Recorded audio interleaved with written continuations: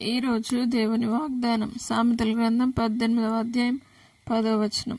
యెహోవా నామము బలమైన దుర్గము, నీతిమంతుడు అందులోనికి పరిగెత్తి సురక్షితంగా నుండును. నా ప్రియ సహోదరులారా, దేవుడు ఈరోజు మీతో వాగ్దానం చేస్తూ ఉన్నాడు. ఆయన నామము బలమైన దుర్గము, నీతిమంతులు అందులోనికి ప్రవేశించి సురక్షితంగా ఉంటారని దేవుడు సెలవిస్తుంది. కాబట్టి ఆయన సన్నిధిలోనికి రండి, ఆయన ప్రసన్నతను పొందుటకు రండి, ఆయన నామమును పూజించుటకు రండి, ఆ బలమైన దుర్గమును ఆరాధించుటకు రండి. కాబట్టి దేవుడు సెలవిస్తా ఉన్నాడు, అందులోనికి పరిగెత్తినప్పుడు, ఆయన మందిరంలోనికి పరిగెత్తినప్పుడు దేవుడు మిమ్మల్ని సురక్షితంగా ఉంచి ఆశీర్వదించి బలపరిచి కాపాడునుగాక. ప్రార్థన.